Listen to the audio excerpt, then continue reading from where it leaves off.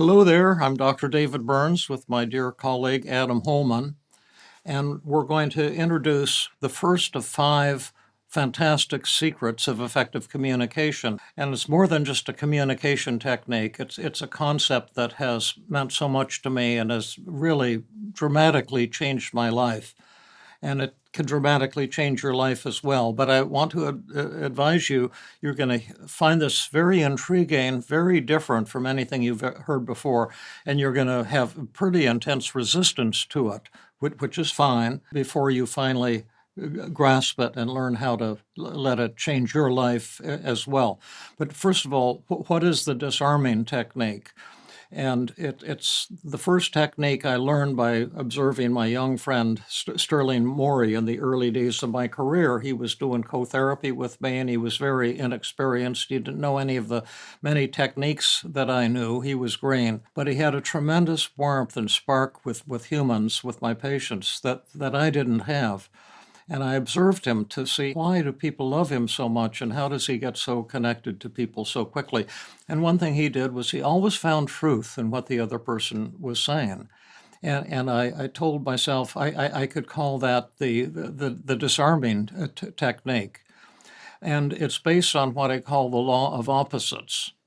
And the law of opposites works like this. Let's say somebody criticizes you with a criticism that seems preposterous or untrue or exaggerated or unfair or just plain wrong. How are you going to respond? Well, I'll tell you how you're going to respond. You're going to defend yourself and try to argue with the other person. I know, you don't need to be ashamed. I've done that plenty of times myself. But it never works, because when you try to argue with an unfair criticism, the other person will become absolutely convinced that their criticism was valid. And that's a paradox. When you try to contradict someone attacking you with something that's blatantly false and you try to defend yourself, the very fact that you're defending yourself will prove in ultimate reality that their criticism is correct. I'll give you a quick example. Let's say your spouse says, you never listen, and you think that's unfair and wrong. So you say, well, I never listen. I'm listening to you right now at this very moment, aren't I? And I'll just repeat what you said. You said, you never listen. So now I'm arguing with the other person, but I've really proven that they're right, because my spouse just said something very tender, very important, very painful. And instead of acknowledging that and hearing what they were saying, I put up a wall and put them down. And that proves that they were right, because that's exactly what my spouse has been trying to tell me. David, you never listen. You always argue. No, I don't. Mm-hmm. It's just proof. And then, so that's half of the paradox. And the other half of the paradox is the even more amazing thing, is that if you agree with a wrong criticism, you'll prove that it's wrong, and the other person will stop believing it. And that's another paradox. In other words, if someone hits you with something that's untrue and false, and you acknowledge the truth in it immediately and genuinely, they'll suddenly see that it wasn't true. And to take the same example that I just have, let's say your spouse says, you never listen, and then you say... Why don't we demonstrate it right now? I'll be the spouse. Oh, okay, yeah. You never listen to me. It's really painful to hearing you say that, Adam, or whoever you are, because I'm afraid it's true. I think lately I've been in a kind of a defensive, argumentative mode, and I think you've been hurting, and instead of hearing what's going on with you, I've been putting up a wall and kind of arguing with you. And to tell you the truth, I'm a little bit embarrassed and ashamed to admit that, because I've really let you down. And I'm wondering if you can tell me more what that's been like for you, if you're feeling hurt or angry or alone or dismissed. It's painful to have this conversation, but I'm kind of excited about it too, because we can get together on a deeper and more loving level. Oh my gosh, honey, you're finally listening to me. Yeah. So that would be an example of it. And I'll give one other example, then we'll do some more role play together to show you how this works, because it's so opposite from what your basic instinct tells you to do, which is argue, defend myself. And that's that whole kick-ass philosophy of life and relationships and conflict. Win, argue, proclaim the truth, judge the other person. And we're talking about something on a much more spiritual level, but it's also incredibly practical because it's almost instantly effective.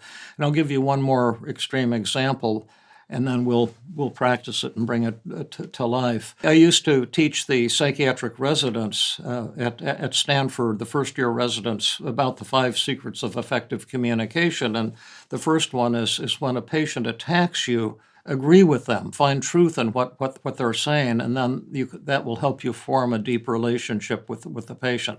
Now, these are high-powered psychiatric residents, and they have MD degrees, and a lot of them have MDs and PhDs, but they have a hard time getting some of these ideas, just like you will, and just like I did at first. And they often say, well, what if I have a patient criticizes me with something that's totally false? How could I possibly agree with that? And I always like to take an example rather than some abstract philosophical argument, which is just worthless 100% of the time. But an example is full of tremendous insights 100% of the time. So I said, give me an example, like what's a way a patient attacked you that you thought was totally wrong, that you couldn't agree with. And he says, well, I was working on this, and I know this is a psychiatric example, but it has to do with you too. It has to do with all of us. It's just a very extreme example of what I'm saying, and something that you run into in one way or another every day, probably in your personal life, professional life. But at any rate, he said just this morning, we had this kid hospitalized. He's 18 years old, and he was trying to commit suicide. And he was involuntarily hospitalized, and now he's trying to get out, and the nurses told me that he's trying to get discharged so he can complete his suicide attempt. And I said, okay, so what's one thing he told you that was wrong? And he said, well, I was interacting with him, and he shouted at me, "You're stupid." Now, the resident said, how could I possibly agree with that? I have a PhD in physics from MIT. I have an MD from Harvard Medical School, and I'm a psychiatric resident at Stanford Medical School. How can I agree with the idea that I'm stupid, Dr. Burns? That doesn't make any sense. Let me ask you a question. Would you say this resident is stupid? Was he being stupid? What would you say? How many of you think he's stupid? I see a lot of hands going up. How many of you don't think he was stupid? One hand went up. To me, he was being and has been very stupid. And here's how, if I were he, I would react to that boy.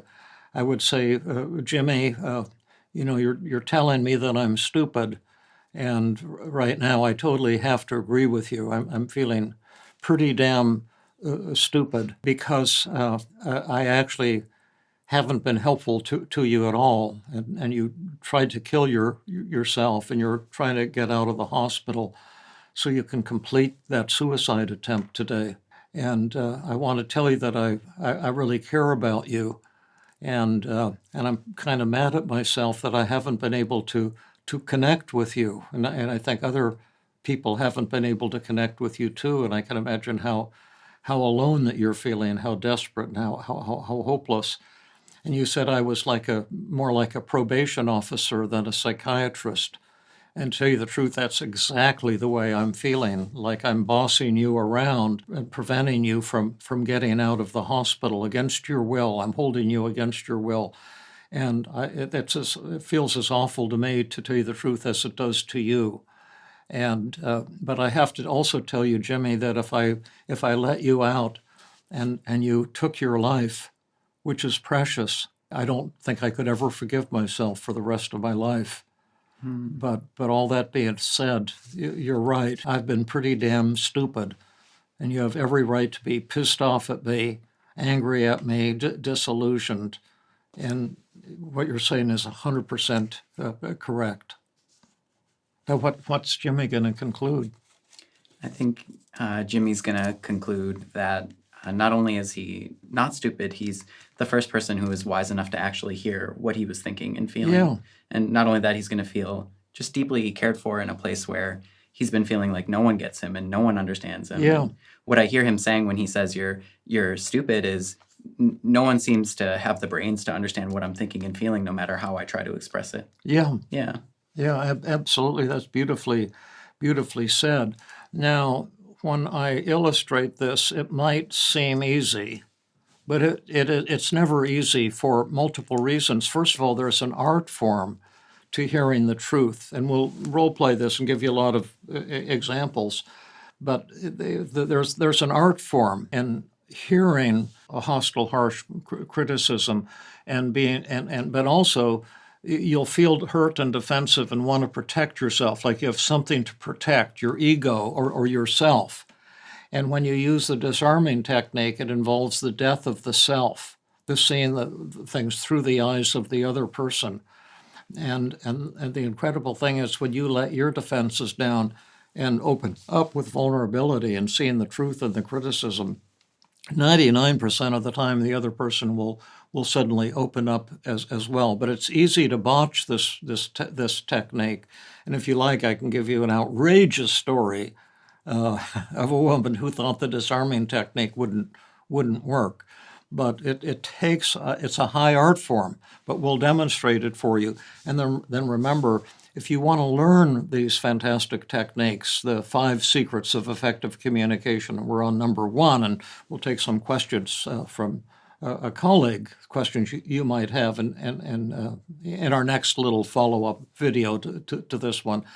But if you want to learn how to do it, you might want to check out our new Love Bot that we've trained a special version of AI to actually interact with you the way you would or I would if we were working together to teach you these techniques. And it will role play with you, it will criticize you.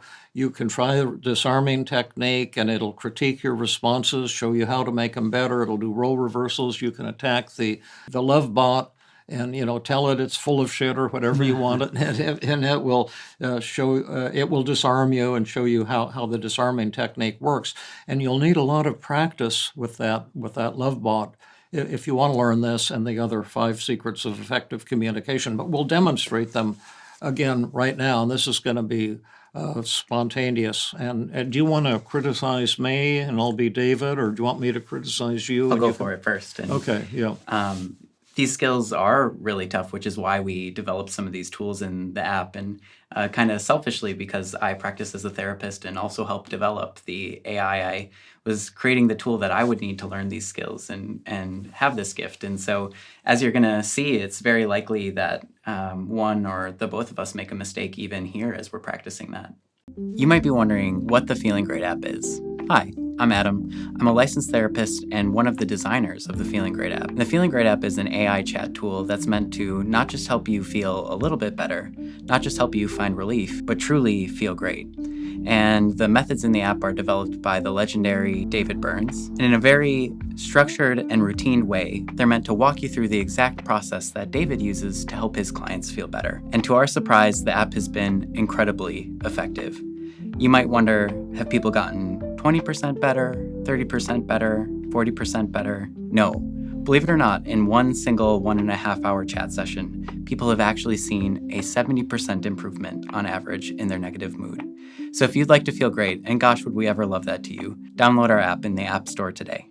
Absolutely. But we'll try it and then grade it and then do role reversals until we can get to an A or an A+. But go ahead, hit me with an impossibly untrue, unfair criticism, and I'll see if I can totally agree with you.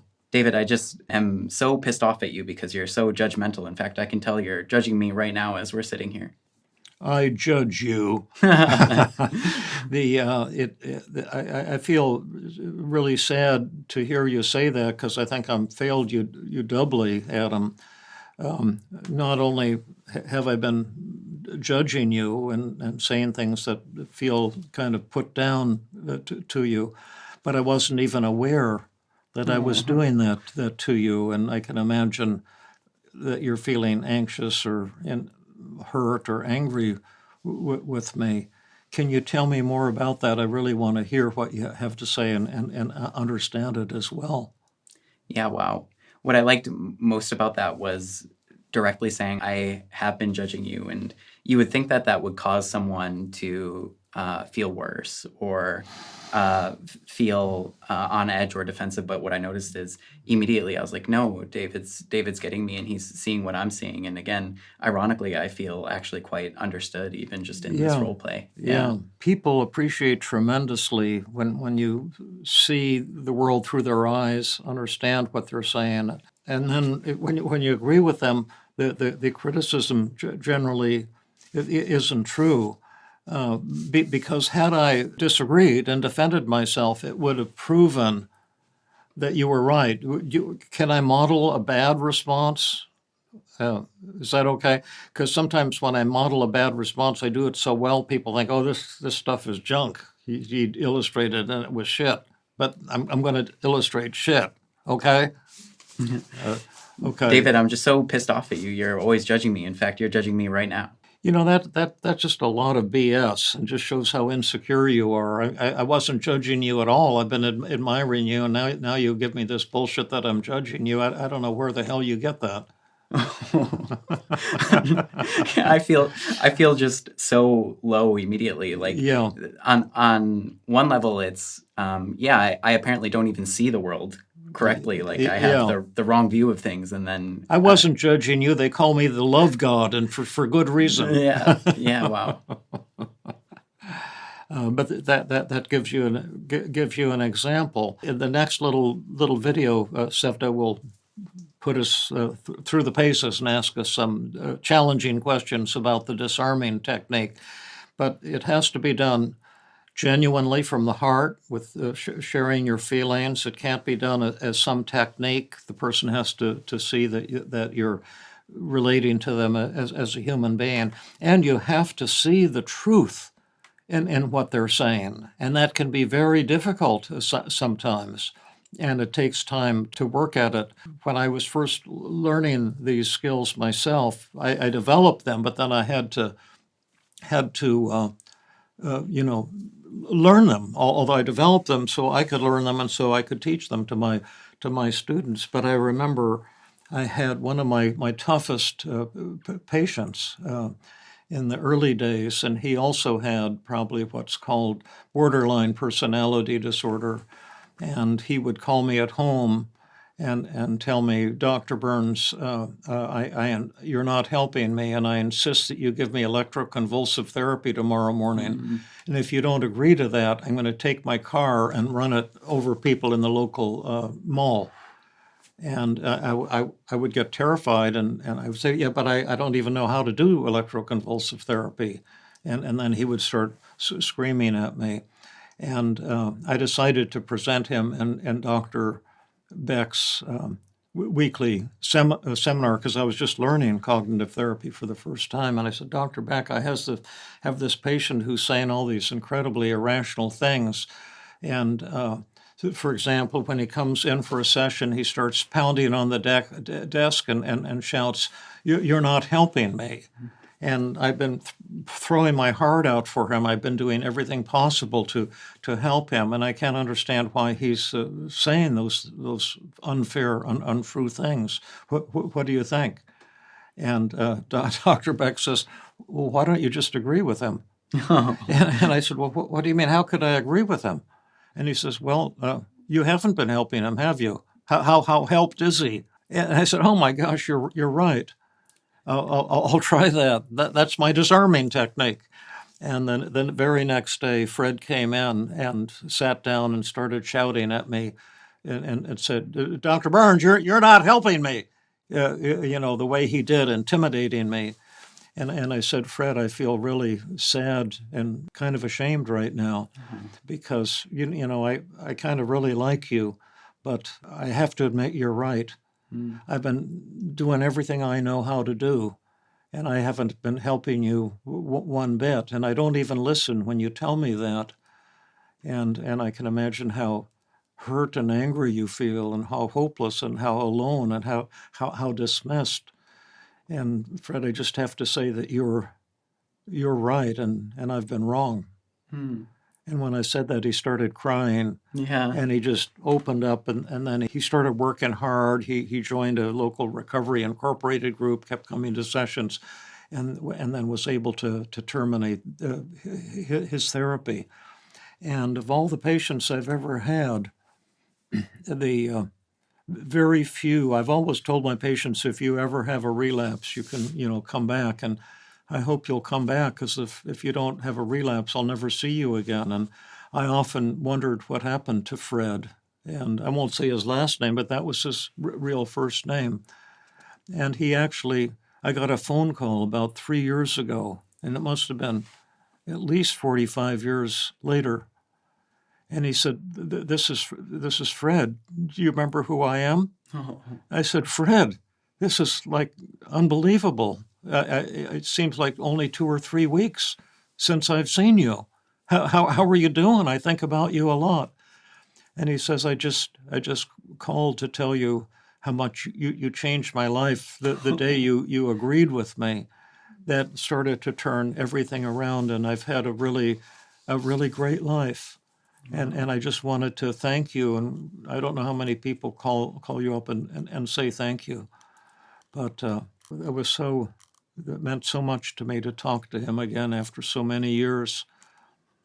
Yeah, that's such an impact. And what you were pointing out there too is that it's often really painful because it requires you to see a truth that you probably also didn't want to see. And I would say that's even as much as like 75% of this technique is being able to put that part of you aside that feels Yeah. a lot of hurt over acknowledging the Yeah. truth. And Yeah. that you're right, if you don't do that genuinely, if you're not really seeing Yeah. the truth in what they're saying and just trying to placate them, Yeah. it doesn't go over so smoothly. Yeah. And It can be very painful to see the truth in a criticism, and also you just may not see that truth. But when you see the truth in the worst criticism that's leveled at you, the heavens can open up. It's an amazing thing. It's not just a psychological technique, it's a spiritual principle. But anyway, we'll have some Q&A on this. I want to thank you, Adam. It's always such a joy to hang out with you and to teach with you, and also to hear you share your own heart and your own experiences.